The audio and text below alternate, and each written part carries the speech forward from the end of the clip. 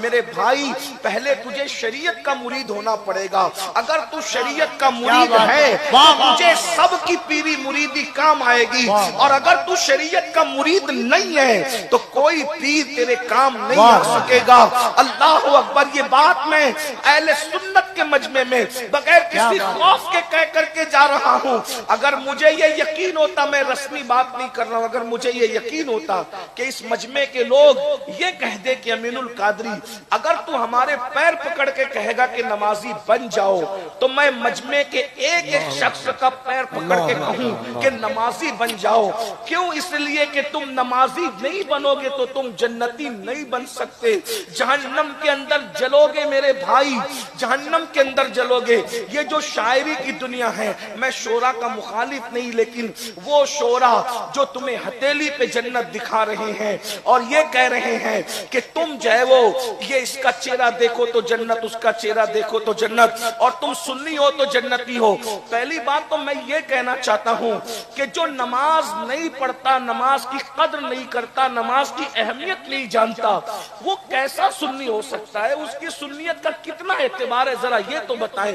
میں بے نمازی کو ڈائریکٹ کافر نہیں کہتا کیونکہ میں حنفی ہوں, لیکن میں آپ سے پوچھنا چاہتا ہوں میرے بھائی, آخر یہ کون سی سنیت ہے؟ مجھے بتا, یہ کون سی سنیت ہے جس میں نماز ہی نہیں ہے؟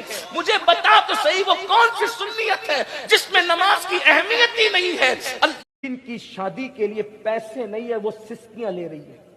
واٹس ایپ پہ اگر کوئی میسج آ جاتا ہے کہ لڑکی فلاں کے ساتھ بھاگ گئی, تو تم ایک دوسرے کو دیکھو دیکھو دیکھو لڑکیاں بھاگ رہی ہے, کیوں بھاگ رہی؟ تم ذمہ دار نہیں ہو.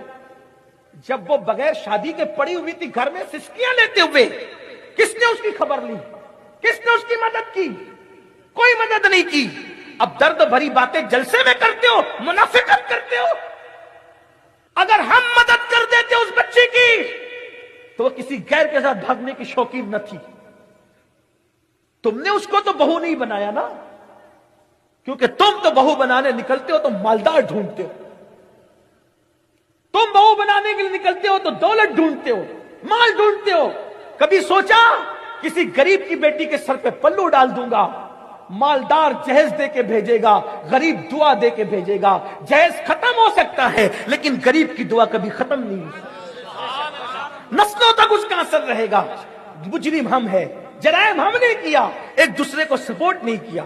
اسی لیے بیٹیاں بھاگ رہی ہے. بیٹیوں کو بھاگنے سے بچانا ہے تو لوگوں کا سپورٹ کرو.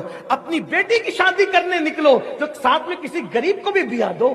اپنے بیٹوں کی شادی کرنے نکلو تو مالداروں میں ڈھونڈنے کی بجائے غریبوں